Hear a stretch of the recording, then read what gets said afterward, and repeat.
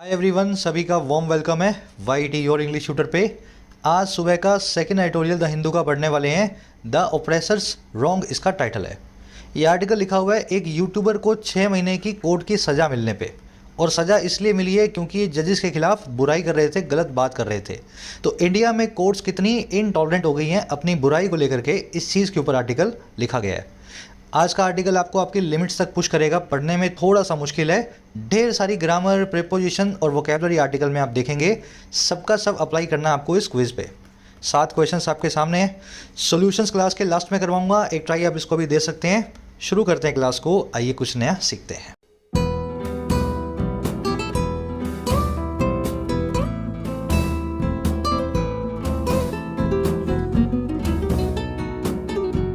Alright, कह रहे the oppressor's wrong. देखिए, रॉन्ग का मतलब होता है गलती। ओप्रेसर वो आदमी है जो आपसे स्ट्रांग है और अपनी स्ट्रेंथ का फ़ायदा उठा के आपका दमन करता है, आपको दबाता है, आपका शोषण करता है। अब इस फ्रेज़ का मीनिंग क्या हुआ? दमनकारी आदमी की गलती। अब देखो, ये फ्रेज़ आपको समझ नहीं आएगा क्योंकि पूरा फ्रेज़ शेक्सपियर की किताब से लिया गया है। द हैमलेट इस नॉवल का नाम है। फ्रेज़ है इस तरीके से कि the oppressor's wrong and the proud man's contumely. अब इस फ्रेज़ का मीनिंग समझो। कभी कभी स्ट्रॉन्ग पर्सन इस वजह से गलती कर देते हैं, स्ट्रॉन्ग पीपल, क्योंकि उनको लगता है कि अगर हमने किसी बात पे वीक लोगों को माफ़ कर दिया तो कहीं लोग हमें भी वीक ना समझने लगे। तो इस इनसिक्योरिटी के चलते वो छोटी मोटी बातों पे भी बहुत बड़ा रिएक्शन देते हैं। ओप्रेसर की यही गलती होती है, अपनी इनसिक्योरिटी को छुपाने के लिए छोटी बात पे बड़ा रिएक्शन देना। और प्राउड मैन की कॉन्टिन्यूली क्या होती है? कभी कभी प्राउड मैन, एक सेल्फ रिस्पेक्ट वाला आदमी, अपनी सेल्फ रिस्पेक्ट बचाने के लिए कॉन्ट्यूमली का सहारा लेता है। कॉन्ट्यूमली का मतलब होता है अब्यूज़, यानी कि गाली। तो वो गाली देने लगता है, अपनी सीमाओं को क्रॉस कर देता है। तो प्राउड मैन को वास्तव में गाली तो नहीं देनी चाहिए, लेकिन अपने प्राउड को बचाने के लिए वो इस गलत काम को करने पे भी उतर आता है। ये पूरी फ्रेज एक सिचुएशन के लिए, ऐसी सिचुएशन के लिए बनाया गया है जिसको अवॉइड किया जा सकता है अगर ओप्रेसर अपनी इनसिक्योरिटी को हवा ना दे और प्राउड मैन अपने प्राउड को बचाने के लिए गाली ना दे। दोनों में से कोई भी रुक जाए तो ये सिचुएशन थम सकती है। बस इसी सिचुएशन की बात इस आर्टिकल में की जाएगी, द ओप्रेसर्स रॉन्ग। थोड़ा डिटेल में आपको बता दिया ताकि आपको मीनिंग समझ में आए ऐसा क्यों लिखा गया है ना। अब वो सिचुएशन आपको बताएगा। कह रहे nothing can really scandalize a court peopled by जजेस ऑफ इंटेग्रिटी।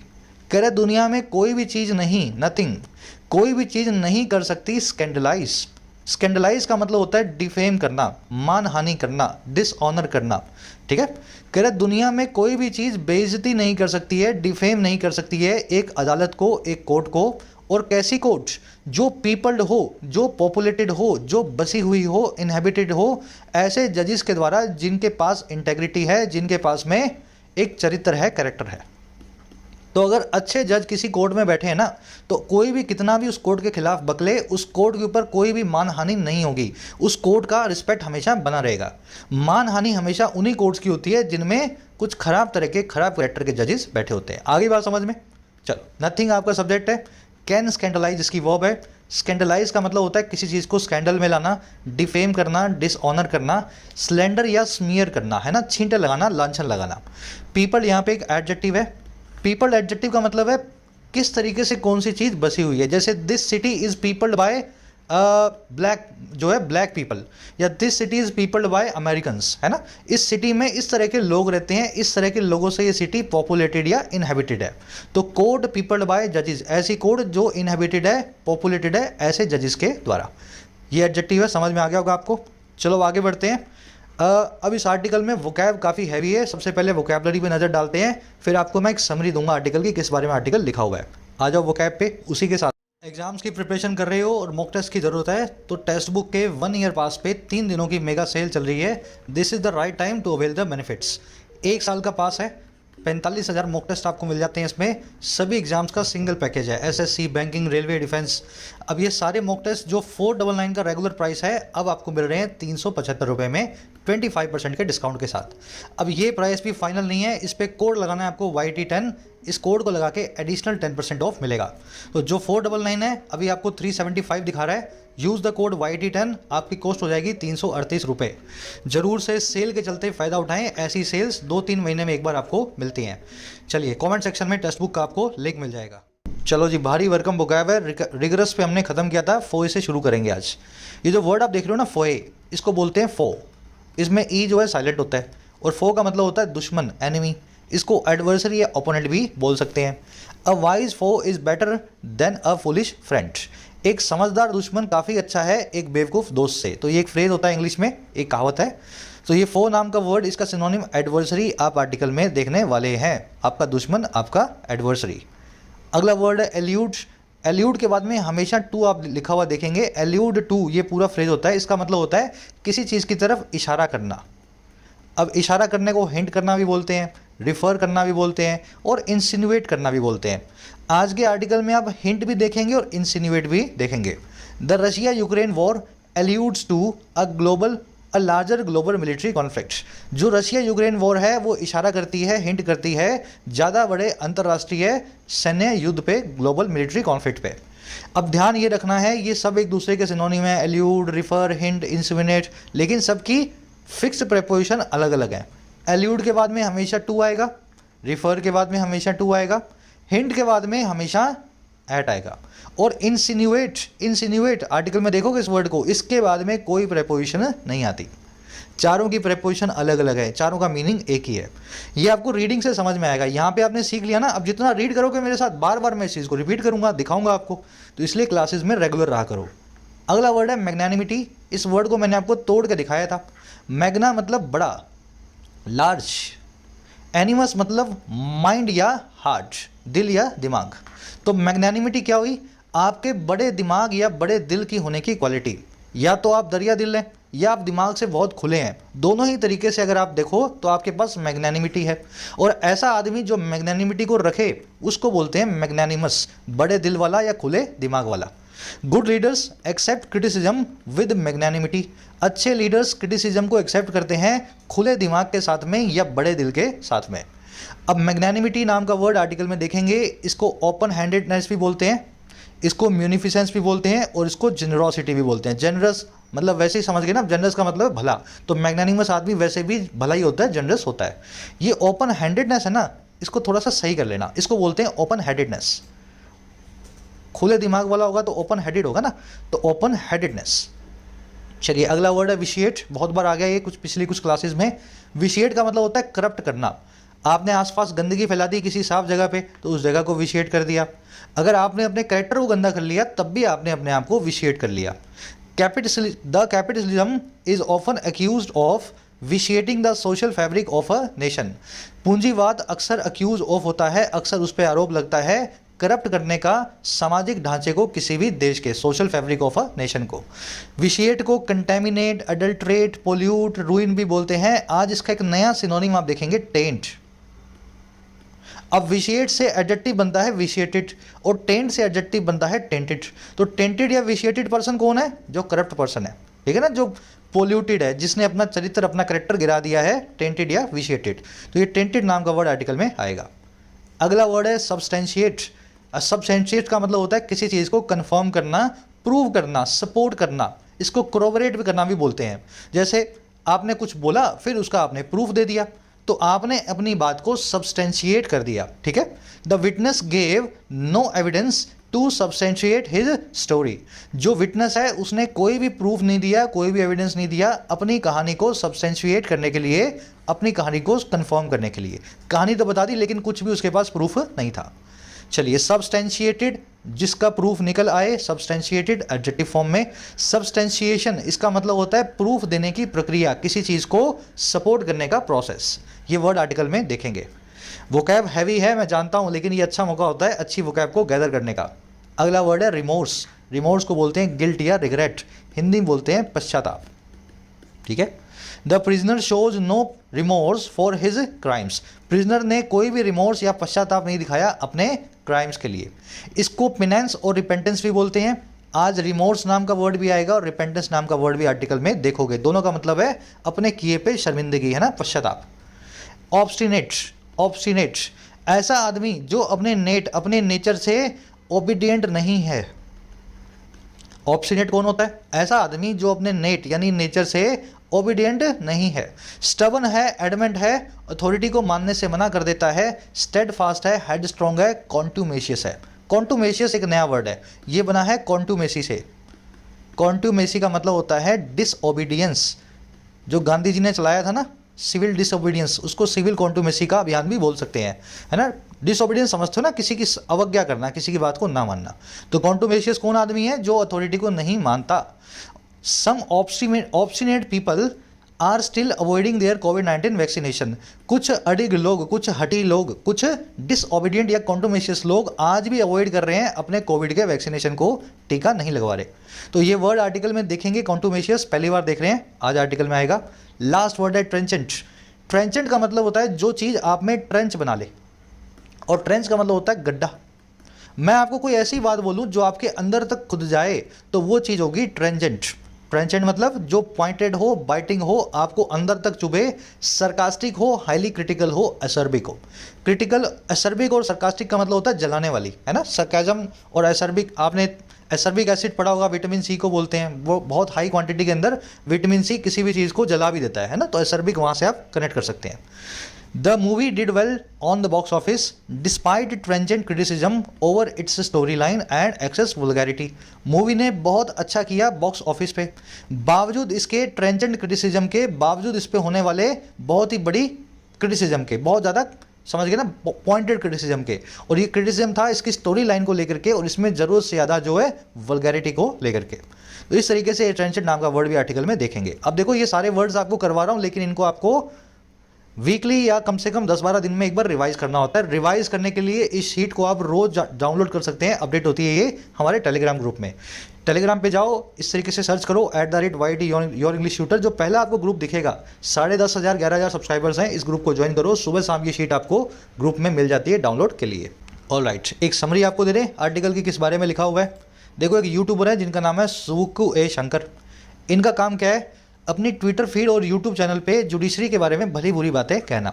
कुछ बातें सच भी होती हैं, लेकिन ज़्यादातर बातें बढ़ी चढ़ी होती हैं। जैसे करप्शन है, हम सभी जानते हैं जुडिशरी में करप्शन भी होता होगा, लेकिन ये अपनी बातों के पीछे कोई प्रूफ ला करके तो रखते नहीं है और बढ़ा चढ़ा करके बोलते हैं। तो मद्रास हाई कोर्ट को ये बात पसंद में नहीं आई। इन्होंने इस आदमी को बुलाया और इनसे माफ़ी मंगवाई। इन्होंने माफ़ी मांगने से मना कर दिया और कोर्ट ने इनको लास्ट में 6 महीने की सज़ा दे दी। हमारा आर्टिकल ये कह रहा है कि पहली चीज़ ये, दुनिया में कोई भी ऐसी कोर्ट नहीं है जिसमें अच्छी इंटीग्रिटी के जजेस बैठे हों और उस पर कोई भी लांछन लगा सके। लांछन वहीं लगता है जहां जजेस की इंटीग्रिटी में कोई कमी होती है। तो कोर्ट को सबसे पहले अपने गिरबान में झांकना चाहिए, अपने जजेस के कैरेक्टर को देखना चाहिए। दूसरी चीज़ ये पूरा मामला हो गया है ऑपरेसर्स रॉन्ग और प्राउड मैन्स कॉन्ट्यूमेसी वाला, जैसा कि शेक्सपियर ने हैमलेट जो है अपनी नॉवल में लिखा था। कोर्ट अपनी कमजोरी को छुपाने के लिए सजा दे रही है और ये प्राउड मैन जो है अपनी सीमाओं को क्रॉस करके कोर्ट को गाली दे रहा है। पूरे मामले को अवॉइड किया जा सकता था अगर दोनों में से एक भी पार्टी अपनी जगह से हट जाती। तो ये इस तरीके से पूरी सिचुएशन को बयान कर रहा है। आज की टोन लिखी हुई है क्रिटिकल, क्रिटिसाइजिंग, एसर्बिक या सरकास्टिक भी इसको बोल सकते हैं। कोर्ट को क्रिटिसाइज किया जा रहा है जुडिशरी को। शुरू करें आर्टिकल को। चलो, इंटरेस्टिंग आर्टिकल है, थोड़ा आपको चैलेंज करेगा। कह रहा है who breaks a butterfly on a wheel. Last में लगा हुआ है क्वेश्चन मार्क। कह रहे कौन ब्रेक करता है एक तितली को, बटरफ्लाई को। बटरफ्लाई मतलब तितली, और किस पे? एक व्हील पे। अब इसका मीनिंग क्या है? इसके मीनिंग के लिए आपको इस पिक्चर को देखना होगा। पुराने टाइम में सजा देने के लिए किसी आदमी को इस तरीके से एक व्हील पे तोड़ जो है लगा देते थे, बांध देते थे। ये देख रहे हो, ये आदमी जो बंधा हुआ है व्हील के ऊपर, और फिर ये व्हील घुमाया जाता था। इस आदमी को ब्रेक कर दिया जाता था इसकी एक एक हड्डी से। जब ये नीचे आएगा आदमी तो इसकी एक एक हड्डी टूट जाएगी। तो इस तरीके से ब्रेक अपॉन अ व्हील नाम की सजा मिलती थी पुराने टाइम में, है ना। अब देखो, ये तो है आदमी बहुत बड़ा। अब अगर यही सजा एक तितली को देनी हो तो तितली को क्या व्हील पे डालने की जरूरत है? नहीं, जरूरत नहीं है। मतलब इसका मतलब ये है कि कौन आदमी जो है अपनी सीमाओं से आगे बढ़ता है, जितना जरूरत हो उससे भी आगे बढ़ जाता है। तितली को भी व्हील पे यानी पहिए पे बांधने की कोशिश करता है, तोड़ने की कोशिश करता है पहिए पे बांध के। अब ये बात किसने बोली? Asked Alexander Pope wondering if strong means were needed to beat a petty adversary. ये बात बोली अलेक्जेंडर पोप ने हैमलेट नाम की नॉवल में, और ये पूछते हुए, ये वॉन्डर करते हुए, इस चीज़ के ऊपर आश्चर्य जताते हुए कि क्या स्ट्रॉन्ग मीन्स, क्या मजबूत उपायों की ज़रूरत है, नीडेड होते हैं बीट करने के लिए, तोड़ने के लिए एक छोटे मोटे दुश्मन को, पैटी एडवर्सरी को। आगे बात समझ में? तो छोटे से यूट्यूबर को 6 महीने की सज़ा देकर के बड़ा स्कैंडल बनाने की ज़रूरत नहीं थी। इसको दूसरे तरीके से भी सज़ा दी जा सकती थी। इसको इसकी गलती को जो है समझाया भी जा सकता था। बात आई समझ में? चलो, हु की वो है ब्रेक्स, क्वेश्चन बना हुआ है, सेंटेंस शुरू हुआ है हु से, है ना। अलेक्जेंडर पोप की वर्ब है आस्ट, है ना, आस्ट पहले लिखा हुआ है, अलेक्जेंडर पोप बाद में लिखा हुआ है, ये बीच में बना हुआ है डायलॉग यानी कि डायरेक्ट स्पीच। स्ट्रॉन्ग मीन्स की वर्ब है वर नीडेड। स्ट्रॉन्ग मीन्स का मतलब होता है मजबूत उपाय। एडवर्सरी, फो, आपका दुश्मन, आपका एनिमी, इस वर्ड को आप देख चुके हो ना, ओपोनेंट को। कह रहे the Madras bench, the Madurai bench of the Madras high court has taken a sledge hammer to deal with YouTuber and blogger Savukku A Shankar. कह रहे जो मदुरई बेंच है मद्रास हाई कोर्ट की, इस बेंच ने क्या किया, बेंच का मतलब आप जानते हैं ना, अ ग्रुप ऑफ जजेस, तो इस कोर्ट का एक जजेस का ग्रुप बैठता है मदुरई में। कह रहा है जो मदुरई बेंच है ना, इसने टेक कर लिया है, इसने ले लिया है हाथ में एक स्लेज हैमर को, एक हथौड़े को। स्लेज हैमर मतलब बड़ा सा हथौड़ा। और क्यों? निपटने के लिए, डील विद करने के लिए एक आदमी से जो है यूट्यूबर और ब्लॉगर, और जिनका नाम है सुबुक्कू ए शंकर। तो इस तरीके से इस आदमी से निपटने के लिए कोर्ट ने एक हथौड़ा हाथ में ले लिया है। और क्या किया कोर्ट ने? And sentenced him to a 6-month jail term for some tweets targeting the judiciary। और इसको सेंटेंस कर दिया, इसको सजा दे दी। सेंटेंस का मतलब होता है सजा सुनाना। तो इस आदमी को सजा सुना दी 6 महीने की जेल की, और किसके लिए? कुछ ट्वीट्स के लिए, और वो ट्वीट्स जो टारगेट करती हैं न्यायपालिका को, जुडिशरी को। आ गया सेंटेंस समझ में? बेंच की वर्ब है पहली हैज़ टेकन, और बेंच की दूसरी वर्ब है हैज़ सेंटेंस्ड। दोनों जगह हैज़ लगा हुआ है, पहले आ गया तो दूसरी बार नहीं लिख रहे हैं। स्लेज हैमर का मतलब होता है बड़ा सा हथौड़ा, ठीक है, बड़ा सा हथौड़ा। डील विद करने का मतलब होता है किसी चीज़ से निपटना। डील विद के ये सभी सिनोनिम्स हैं, deal with, content with, put up with, cope up with, grapple with, tackle with. क्या इनमें कुछ कमी बता सकते हो क्या? भाई सभी ये सिनोनिम है डील विद के, निपटने के, लेकिन इनमें कुछ कमियां हैं। क्या कुछ कमियां आपको दिख रही हैं? चलो ये बार बार इसीलिए करवा रहा हूँ, दिमाग में एक एक चीज़ बैठ जाए।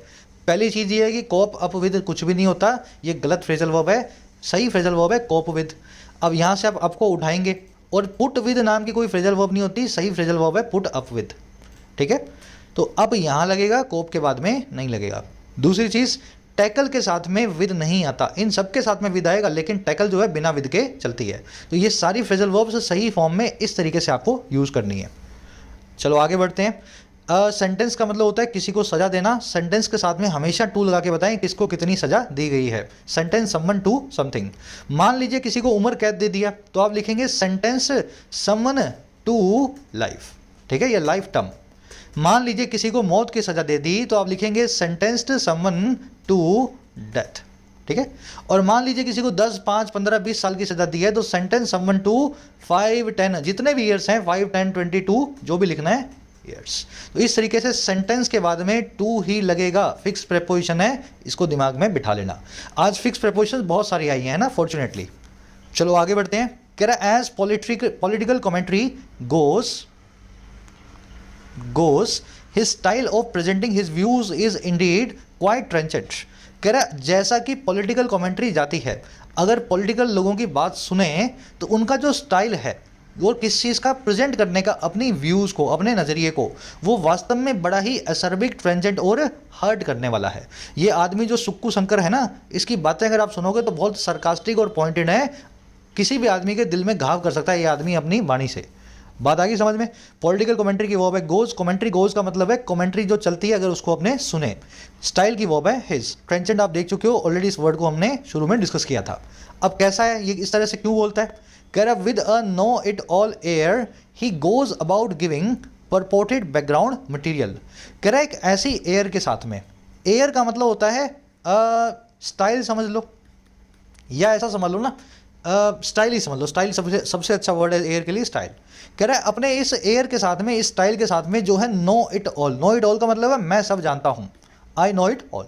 कह रहा है अपने इस स्टाइल के साथ में, इस अंदाज के साथ में वो गो अबाउट करता है। गो अबाउट का मतलब है इधर उधर घूमना, हर जगह दिखाई देना, ट्विटर पे, इंस्टाग्राम पे, यूट्यूब पे। और कैसे? गिविंग, देते हुए परपोर्टेड बैकग्राउंड मटेरियल को, ऐसे बैकग्राउंड मटेरियल को जो परपोर्टेड है, जो अक्यूज्ड है, जो इंटरनेट पे सब तरफ घूम रहा है। लोग कहते हैं कि देखो ये भी प्रूफ है, ये भी प्रूफ है, कहीं किसी कोर्ट में आपको नहीं मिलेगा। तो ऐसा मटेरियल वो डिस्ट्रीब्यूट करता हुआ आपको मिलेगा। और कैसे मिलेगा? Insinuating deals and designs behind developments. Insinuate करते हुए, इशारा करते हुए, डील्स और डिज़ाइंस के पीछे कई डील्स और डिजाइन्स की तरफ जो है कई डेवलपमेंट्स के पीछे, कई सारी जो है घटनाओं के पीछे। कोई भी घटना होगी उसके पीछे बताएगा देखो इस जज ने ऐसा किया था, इसने इतने पैसे लिए हैं, ऐसा इंसिनुएट करता रहता है वो। और कैसे करता है? ऑफन विदाउट सब्सटेंशिएशन, अक्सर बिना किसी प्रूफ के, सब्सटेंशिएशन के, कोरोबोरेशन के। आगे बात समझ में? थोड़ा हैवी है ना?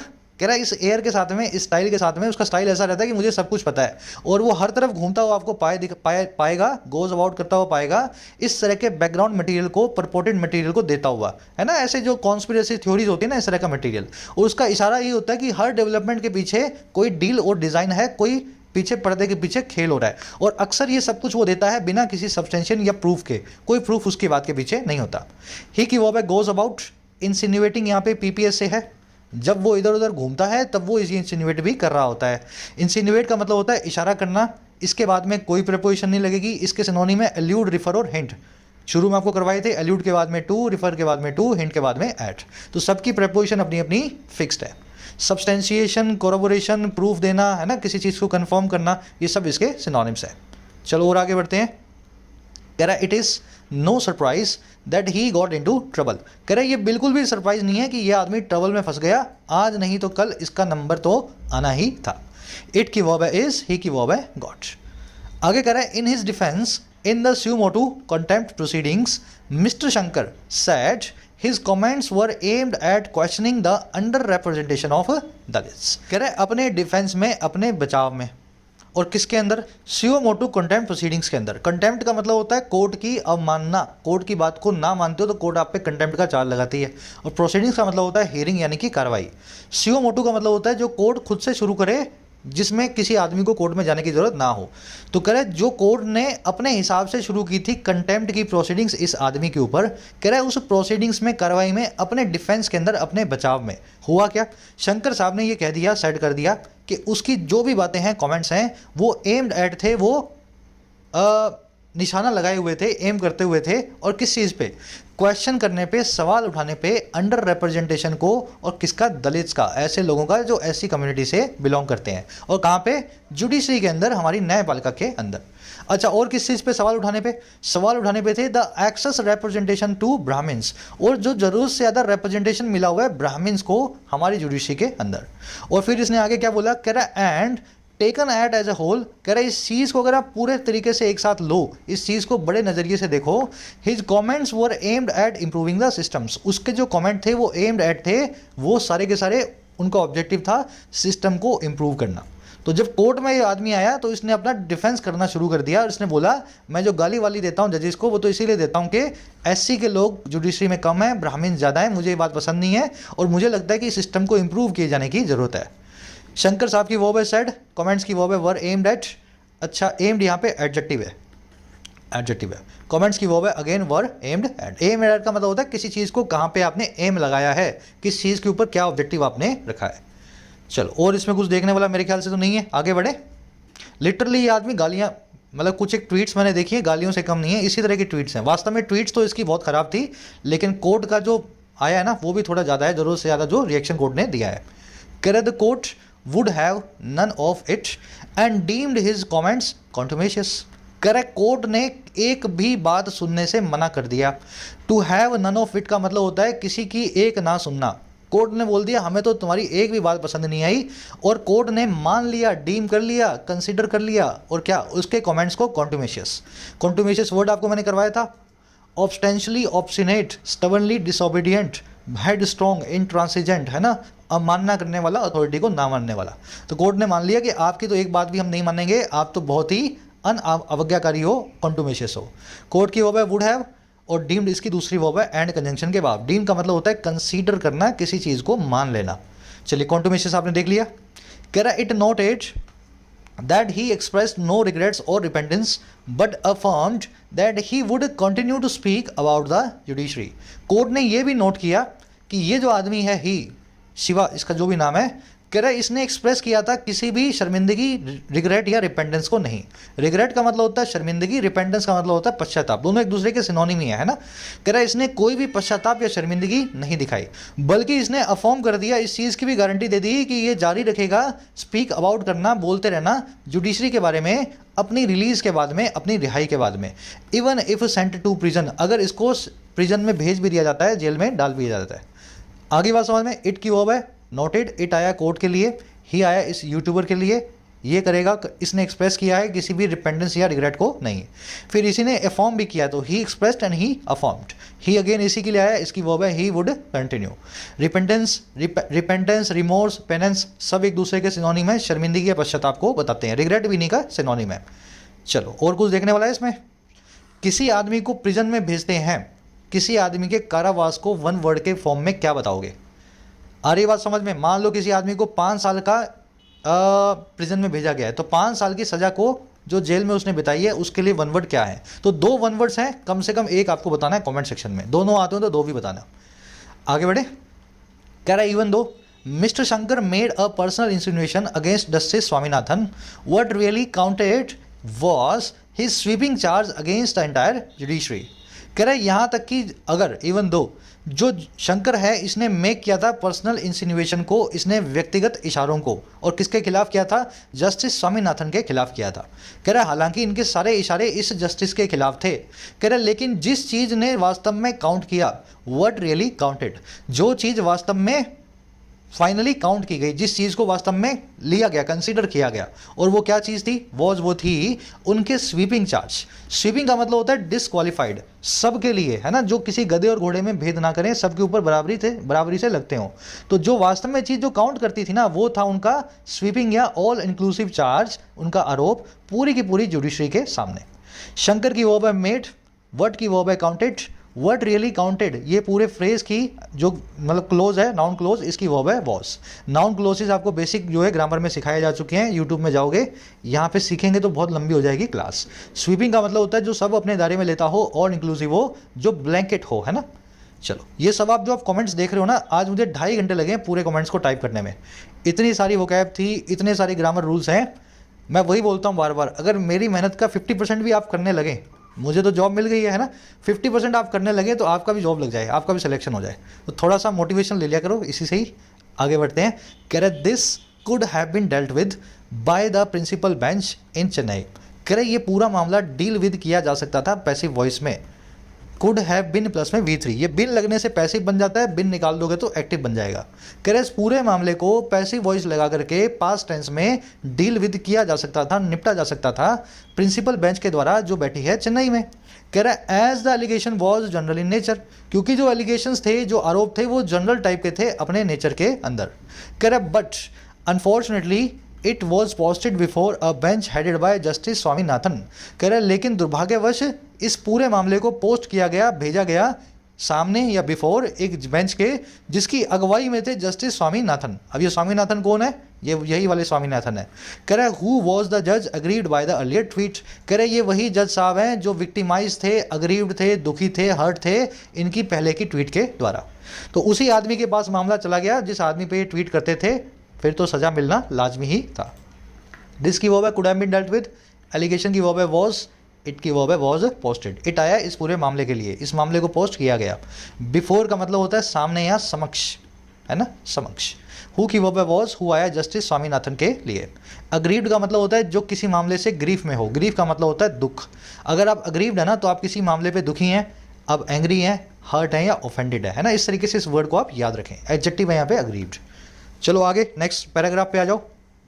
अब इस पूरे मामले का दूसरा पहलू दिखाएगा। कह रहे the purported logic behind courts retaining the power to punish for contempt is to save the institution from scurrilous attack. कह रहे जो परपोर्टेड लॉजिक है, परपोर्टेड का मतलब है जिसको सब लोग कहते हैं, कहीं लिखा नहीं हुआ, कहीं रिटर्न नहीं है, बस परपोर्टेड है, माना जाता है। कह रहे जो माना जाने वाला तर्क है, लॉजिक है, और किसके पीछे? कोर्ट्स के आज भी रिटेन करने के पीछे, बनाए रखने के पीछे। और किसको? उस पावर को, उस ताकत को जो है पनिश करने की, सजा देने की, कंटेम्प्ट के नाम पे, कोर्ट की अवमानना के नाम पे। अगर कोर्ट ने आपको कुछ कहा और आपने नहीं माना तो जो बात है वो तो बात बाद में देखेंगे, इस नहीं मानने के लिए कोर्ट आपको कंटेम्प्ट में कुछ सजा दे सकती है। कह रहा जो लॉजिक है ना इस पावर को आज भी कोर्ट्स के पास होने का इस वो है कि सेव किया जा सके, बचाया जा सके जुडिशरी नाम के इंस्टीट्यूशन को, इस संस्थान को, और किससे? स्करलस अटैक से। ऐसे अटैक्स जो बड़े ही स्करलस होते हैं, जो बड़े अब्यूसिव होते हैं। तो कोर्ट को अगर आप गाली देंगे ना तो अच्छा भी नहीं लगता है, कोर्ट की उस पर गरिमा पर भी बात आती है। इसीलिए आज भी कोर्ट के पास पावर है कि कंटेम्प्ट में किसी को भी सजा दे सकती है। कह रहे so that the public does not lose its faith and trust in the judiciary, और कह रहे ताकि पब्लिक जो है लूज नहीं करे अपने फेथ को, भरोसे को और ट्रस्ट को जुडिशरी के अंदर। अगर कोर्ट के पास ये पावर ना हो और आप और मैं कोर्ट को गाली देने लगे तो ऐसी कोर्ट का सम्मान हमारी पब्लिक भी नहीं करेगी। इसीलिए पावर कोर्ट्स को मिली हुई है। लॉजिक की वर्ब है इज, पब्लिक की वर्ब है डज नॉट लूज। स्करलस मतलब अब्यूसिव, इंडिसेंट, ल्यूड, बहुत ही ज़्यादा, समझ गए ना, ऑब्सीन या वल्गर भाषा को बोलते हैं स्करलस भाषा। चलो ये ज़्यादा इंपॉर्टेंट वर्ड्स नहीं होते स्करलस, ये आपको वैसे भी थोड़ा सा सेंटेंस पढ़ोगे ना तो मीनिंग निकाल लोगे इनका, तो ज़्यादा इन पर दिमाग लगाने की जरूरत नहीं है। कह रहा है however recent experience as well as public criticism by former judges and legal luminaries shows that principal source of public disenchantment with the judiciary is the conduct of courts and judges। कह रहे लेकिन बिल्कुल उल्टा, however हुआ क्या, जो recent experience है, हाल के हमारे कुछ तजुर्बे, अनुभव हैं, कह रहे साथ ही साथ पब्लिक क्रिटिसिज्म के, और जो किसके द्वारा आया है, ऐसा पब्लिक क्रिटिसिज्म जो पुराने जजेस के द्वारा आया है और लीगल ल्यूमिनरीज के द्वारा आया है। ल्यूमिनरीज वो लोग होते हैं जो ल्यूमिनेशन लेके आते हैं। ल्यूमिनेशन का मतलब होता है प्रकाश। तो ल्यूमिनरी वो आदमी है जो पायनियर हो, नोटेबल पर्सनेज हो, डिग्नेटरी हो, एक नोटेबल फिगर हो किसी भी फील्ड में, जो उस फील्ड में प्रकाश यानी ल्यूमिनेशन को लेकर के आता हो। तो कह रहा ऐसा जो क्रिटिसिज्म है ना, ऐसे बड़े बड़े लोगों के द्वारा ये एक्सपीरियंस और ये क्रिटिसिज्म हमें ऐसा दिखाता है दैट वो ये कि जो प्रिंसिपल सोर्स है, जो सबसे बड़ा स्रोत है लोगों के गुस्से का, डिसइंचेंटमेंट या निराशा का, और किसके साथ में, हमारी जुडिशरी के साथ में, वो सोर्स है कॉन्डक्ट यानी कि व्यवहार, हमारे कोर्ट्स और हमारे जजेस का। तो लोग कोर्ट को गाली देने से कोर्ट से ज़्यादा खफा नहीं होते। जो जज आजकल जिस तरीके से बिहेव कर रहे हैं ना, उस तरीके से लोग ज़्यादा डिसइंचेंटेड है, ज़्यादा डिसअपॉइंटेड है। एक्सपीरियंस की वर्ब है शोज, सोर्स की वर्ब है इज, डिसइंचेंटमेंट का मतलब होता है डिसअपॉइंटमेंट या किसी चीज़ के लिए डिससेटिस्फैक्शन, है ना, नाराज़गी या किसी चीज़ के ऊपर आपकी निराशा। अच्छा, ल्यूमिनरी मैंने आपको बता दिया, नोटेबल पर्सन, बहुत आगे हो जो आदमी किसी फील्ड के अंदर। लीगल ल्यूमिनरी मतलब बड़े बड़े विद्वान जो लीगल फील्ड में है। और कुछ देखने वाला है, चलो एक कॉन्सेप्ट आपको करवाएंगे। पहले आपसे सवाल पूछते हैं। देखो ये एक्सपीरियंस है और पब्लिक क्रिटिसिज्म है, दोनों ने मिल करके ऐसा शो किया, एक्सपीरियंस ने और क्रिटिसिज्म ने, एज वेल एज मतलब साथ ही साथ। तो इन दोनों ने जब मिलके शो किया तो वर्ब को सिंगुलर क्यों रखा गया है, इसके आगे एस क्यों लगाया गया? वर्ब को तो प्लूरल होना चाहिए। कुछ है इसका आइडिया? चलो समझा देते हैं। बड़ा एक कंफ्यूजिंग कॉन्सेप्ट है, बड़ा आसान है। ये सारे जो वर्ड्स आप देख रहे हो ना, as well as, besides, in addition to, along with या अपार्ट फ्रॉम, ये सारे हैं प्रेपोजिशंस, और ये प्रेपोजिशन होने की वजह से अपना लेते हैं ऑब्जेक्ट, इसलिए इनका ऑब्जेक्ट कभी भी सब्जेक्ट का पार्ट नहीं होता। For example, the PM and the president are attending the seminar. कितने लोग अटेंड कर रहे हैं सेमिनार को? सर 2 लोग।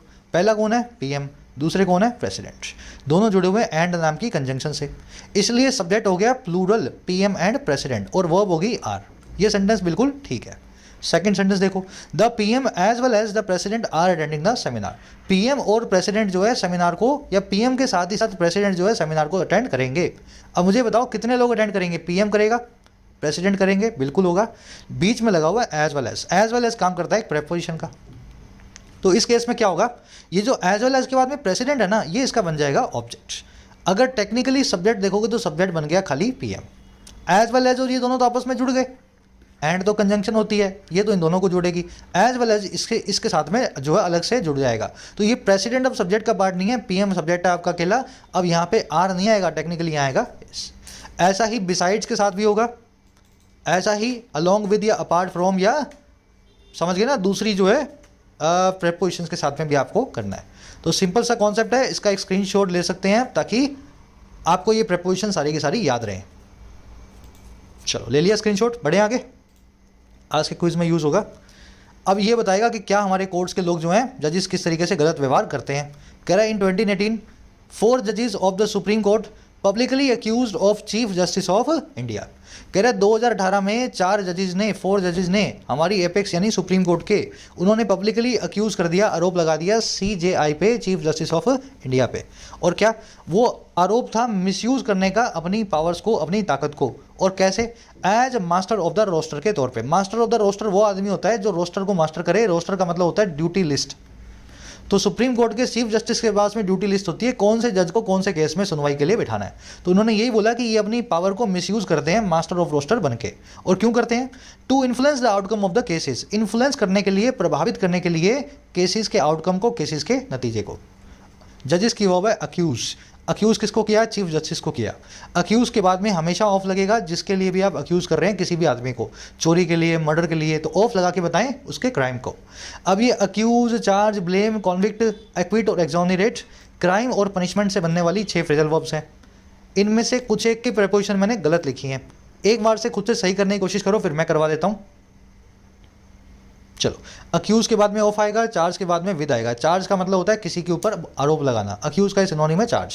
ब्लेम के बाद में 4 आएगा, कॉन्विक्ट के बाद में ऑफ आएगा, एक्विट के बाद में ऑफ आएगा, एक्सोनरेट के बाद में फ्रॉम आएगा। ठीक है, फ्रॉम और ऑफ दोनों ही ठीक होते हैं एक्सोनरेट के बाद में, लेकिन फ्रॉम को प्रेफर किया जाता है ऑफ की जगह पे। तो इस तरीके से सारी फ्रेजल वर्ब्स को आप इस तरीके से याद कर सकते हैं। एक्सोनरेट और एक्विट का मतलब होता है बाइज्जत बरी करना, कॉन्विक्ट का मतलब होता है सजा देने के लिए किसी का ब्लेम प्रूव कर देना, और इन तीनों का मतलब है किसी पे आरोप मढ़ना, आरोप लगाना। चलो बढ़े आगे। फ्रेजल वर्ब्स बहुत सारी आई है ना आज। आगे कह रहा है, पेन कहाँ चला गया? Can there be anything more scandalising to judiciary. कह रहा है क्या कोई और चीज़ हो सकती है? कैन देयर बी एनीथिंग, कोई और चीज़ हो सकती है और ज़्यादा डिफेम करने वाली हमारी जुडिशरी को।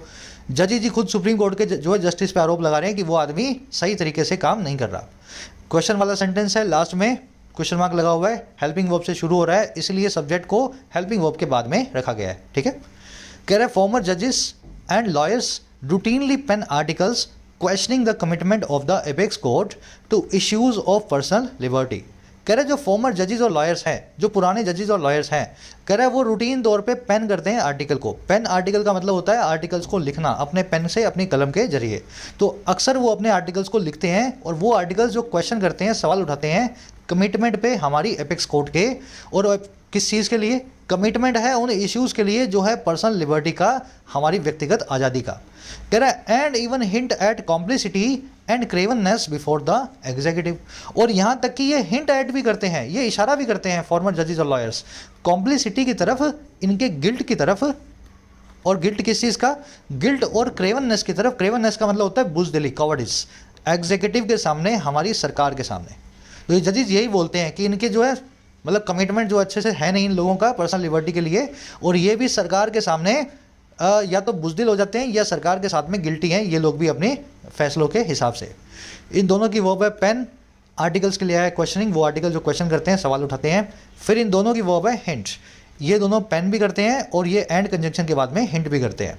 हिंट के बाद में एट आएगा, रिफर और एल्यूड के बाद में टू आएगा, याद है ना। इंसिनुएट के बाद में नो आएगा, नो प्रीपोजिशन, सब एक दूसरे के सिनोनिम है। कॉम्प्लिसिटी का मतलब होता है आपका गिल्ट, ठीक है। क्रेवननेस का मतलब होता है आपकी कॉवर्डिस, आपकी बुज़दिली। कह रहा है is there any point in going after layman voicing their disenchantment with judicial wrongdoing. कह रहा है इस चीज़ में कोई पॉइंट भी है, इस चीज़ के अंदर कोई अच्छी बात भी है। और कौन सी चीज़ में? गो आफ्टर करने में, पीछे पड़ जाने में आम आदमी के, लेमैन के। और कौन सा लेमैन? जो वॉइस करता है अपनी नाराज़गी को, डिससेटिस्फेक्शन को जुडिशियल रॉन्ग डूइंग के साथ में, न्यायिक प्रक्रिया के अंदर गलतियों के साथ में। तो ये जो आदमी है यूट्यूबर, एक्चुअल में हो सकता है ये न्यायिक प्रक्रिया से बहुत ज़्यादा डिससेटिस्फाइड हो, इसलिए गालियाँ बकता हो। तो क्या हमें न्यायिक व्यवस्था को सही करना है या ऐसे आदमियों के पीछे पड़ जाना है? पॉइंट की वर्ब है इस, क्वेश्चन वाला सेंटेंस है, लास्ट में क्वेश्चन लगा हुआ है, हेल्पिंग वर्ब शुरू में है, सब्जेक्ट को वर्ब के बाद में रखा गया है। लेमैन का मतलब होता है कॉमन पर्सन, है ना, कॉमन आदमी, मैंगो पर्सन, ले पर्सन बोलते हैं इसको। डिसइंचेंटमेंट, डिससेटिस्फेक्शन, डिसअपॉइंटमेंट आप जानते हैं, नाराजगी या आपकी निराशा। Correct criminal contempt is usually closed इधर बाय द कोर्ट्स टॉलरेंस और containers remorse. Correct criminal contempt जो होता है, क्रिमिनल तौर पे कोर्ट की अवमानना का जो केस होता है, कह रहा है अक्सर वो क्लोज कर दिया जाता है दोनों में से एक तरीके से, या तो कोर्ट की टॉलरेंस के साथ में, कोर्ट पूरे मामले को सह लेती है, या फिर कंटेनर्स के रिमोर्स के साथ में, जो आदमी कंटेम्प्ट करता है उसके पश्चाताप के साथ में। दोनों में से कोई भी पार्टी पीछे हट जाती है, ये मामले खत्म हो जाते हैं। कह रहा है but regrettably neither happened in this case, लेकिन दुर्भाग्यवश रिग्रेटिवली दोनों में से कोई भी चीज़ इस केस में नहीं हुई। कंटेम्प्ट की वर्ब है इज क्लोज्ड, नीदर की वर्ब है हैपेंड। रिमोर्स का मतलब होता है पश्चाताप, रिपेंटेंस भी इसको बोलते हैं, ऊपर ये वर्ड आ चुका है। टॉलरेंस का मतलब होता है आपकी सहने की ताकत। कह रहा है if the court viewing any display of magnanimity as a sign of weakness is oppressor's wrong, the defendant refusing to express regret is the proud man's contumely। कह रहा है अगर कोर्ट का व्यू करना किसी भी डिस्प्ले को, किसी भी प्रदर्शन को जो है मैग्नानिमिटी का, जो है बड़े दिल का, दरिया दिली का, और कैसे व्यू करना, एक वीकनेस के साइन के तौर पे, एक कमजोरी के निशान के तौर पे। कह रहा है अगर ये चीज़ कहलाती है ऑपरेसर्स रॉन्ग, कह रहा है वहीं पे अगर डिफेंडेंट जो है, जिसके ऊपर केस चल रहा है, जो अपना बचाव कर रहा है, उसका मना कर देना किसी भी रिग्रेट को एक्सप्रेस करने को, शर्मिंदगी जताने को, ये प्राउड मैन की कंट्यूमली होती है, प्राउड मैन का अभद्र भाषा होती है। समझ में आ गया? वो फ्रेज को इसने यहाँ पे पूरे तरीके से डिफाइन किया है। कोर्ट की वर्ब है इज, डिफेंडेंट की वर्ब है इज। कंट्यूमली और रॉन्ग ऑलरेडी आप कर चुके हो। कंट्यूमली का मतलब होता है अब्यूज या अभद्र भाषा। कह रहा है in truth any conviction for criminal contempt is unwarranted. कह रहा है सच्चाई में कोई भी कॉन्विक्शन, कोई भी सज़ा क्रिमिनल कंटेंट के लिए, कोर्ट की अवमानना के लिए, वो अनवारंटेड है, वो गैर जरूरी है, ये नहीं होनी चाहिए। और क्यों नहीं होनी चाहिए? कह रहा for nothing can really scandalize a court. कह रहा वो इसलिए, देखो फॉर जब भी एक कॉमा के बाद में लगे और कंजंक्शन का काम करे तो इसका मतलब होता है इसलिए या फिर बिकॉज। कह रहा है बिकॉज या फॉर इसलिए क्योंकि जो कोई भी चीज़ नहीं है स्कैंडलाइज कर सकती, डिफेम कर सकती एक कोर्ट को। और कौन सी कोर्ट? पीपल्ड बाय जजेस ऑफ इंटेग्रिटी। ऐसे लोगों के द्वारा, पीपल्ड ऐसे जजेस के द्वारा पॉपुलेटेड जिनमें इंटेग्रिटी है, जिनमें चरित्र है। तो कोई सज़ा नहीं होनी चाहिए इस मामले में, क्योंकि चरित्रवान जजेस की कोर्ट के ऊपर कोई भी लांछन नहीं उठाया जा सकता। और कह रहा है और save the image of a compromise institution comprising tainting individuals. और कह रहा है कोई भी चीज़ सेव नहीं कर सकती इमेज को एक ऐसे इंस्टीट्यूशन की जो कॉम्प्रोमाइज्ड हो चुका है। और कौन सा इंस्टीट्यूशन? जो कंप्राइज करता है, मिल करके बना है टेंटेड यानी कि विशिएटेड यानी कि करप्ट इंडिविजुअल से, ऐसे जजेस से। तो अगर कोर्ट में जज बैठे हैं जो करप्टेड हैं तो उस कोर्ट की इमेज को कोई बचा नहीं सकता। और कोर्ट में सारे जज इंटेग्रिटी वाले हैं तो इमेज के ऊपर कोई लांछन लगा नहीं सकता। तो ऐसे केस के अंदर क्रिमिनल कॉन्विक्शन की कोई भी सज़ा अनवारंटेड है, गैर जरूरी है। क्रिमिनल कंटेंट हो या ना हो, ऐसी कोर्ट का चरित्र सब ऑलरेडी जानते हैं। कॉन्विक्शन की वर्ब है इज, नथिंग की वर्ब है कैन स्कैंडलाइज एंड नथिंग की वर्ब है कैन सेव। ये कैन दूसरी बार भी लगा हुआ है, एक बार ऑलरेडी आ गया तो दूसरी बार इसको हमने रिपीट नहीं किया। कंप्राइजिंग का मतलब होता है मिल के बना होना, इसको कंसिस्ट ऑफ भी बोलते हैं। आज ये कॉन्सेप्ट नहीं करवा रहा हूँ, कंप्राइज के बाद में ऑफ नहीं आएगा, लेकिन कंसिस्ट ऑफ के बाद में, कंसिस्ट के बाद में हमेशा ऑफ आएगा। टेंटेड का मतलब है करप्टेड, विशिएटेड, पोल्यूटेड, जिसका कैरेक्टर खराब हो चुका हो। चलिए भारी भरकम आर्टिकल है मुझे पता है, लेकिन आपने 60-70% समझा तो ये एक अच्छा साइन है आपकी प्रोग्रेस का। प्रोग्रेस आपको रोज़ क्लासेस में आओगे तभी कर पाओगे। To have none of something, इस फ्रेज का क्या मीनिंग होता है ऑलरेडी ये करवा चुके हैं आपको। ए, बी और सी, तीन ऑप्शंस में से को चूज़ करना है आपको। सेकंड में आपसे पूछा है कॉन्विक्ट नाम की वर्ब के बाद में क्या प्रेपोजिशन को चूज़ करेंगे, ऑफ को, फॉर को या विद को। थर्ड में आपसे पूछा है सेंटेंस नाम की वर्ब के बाद में कौन सा प्रेपोजिशन आएगा। और फोर्थ में आपसे पूछा है हिंट नाम के जो नाउन है उसके बाद में कौन सा प्रेपोजिशन यूज़ करेंगे। तो हिंट, रिफर, एल्यूड, इंसिनुएट करवाए ना सारे, तो सही प्रेपोजिशन को यहाँ से निकाल लो। पांचवें में आपसे एक एरर पूछी है, एरर को ढूंढ लो, अगर ढूंढ सकते हो तो। हिंट मैं आपको यहाँ पे दे देता हूँ। देखो एरर आपको मिलेगी सर, एक सेकेंड रुकना है ना। एरर आपको मिलेगी इस प्रेपोजिशन के आसपास, ठीक है, या इसकी वजह से मिलेगी आपको एरर। तो एरर को ढूंढने की कोशिश करो। कमेंट सेक्शन में आंसर डाल रहा हूँ, फर्स्ट कमेंट में आंसर्स हैं। 6वें और 7वें में कोई ऑप्शंस नहीं दे रहा हूँ, वैसे भी स्क्रीन पे जगह नहीं बची है। बिना ऑप्शंस के आप करेंगे। कॉन्टूमेशियस का मीनिंग बताना आपको हिंदी में, और एक या दो सिनोनिम्स अगर आपको आते हो तो, ठीक है। कॉन्टूमेशियस करवा चुका हूँ ये वर्ड आपको। 7वें में आपसे पूछा है एक ऐसा आदमी जो एक लैंड करता है हेल्पिंग हैंड को एक क्राइम के अंदर, जो आदमी क्राइम में आपकी मदद करता है उसको क्या बोलते हैं वन वर्ड में। तो दो ऑप्शन, दो आंसर होते हैं इसके, दो में से एक भी आता हो तो 7th में डाल देना। आज ये करवाया नहीं मैंने आपको, लेकिन कई बार कर चुके हैं। तो आउट ऑफ 7 कितने मार्क्स मिले, इसी वीडियो के फर्स्ट कमेंट में आंसर है, जाके चेक करो और मुझे बताना कमेंट्स के अंदर। इस पूरे मामले पे आपकी क्या राय है, 3 से 4 सेंटेंसेस में इंग्लिश में लिखें, कमेंट्स में पोस्ट करें। मुलाकात होगी कल। सारे कोर्सेज अवेलेबल हैं ऐप पे, राइटिंग का, एसएससी का, बैंकिंग का। एग्जाम्स निकल चुके हैं, वक्त रहते ही कोर्सेज से प्रिपरेशन करना शुरू करें। लास्ट के 15 दिन में कोर्स लेने से कुछ भी फ़ायदा नहीं मिलता। कोर्सेज से रिलेटेड कोई भी क्वेरी हो, कोई भी सवाल हो, मेरी टीम से आप बात कर सकते हैं इस नंबर पे व्हाट्सएप करके। Until then, signing out.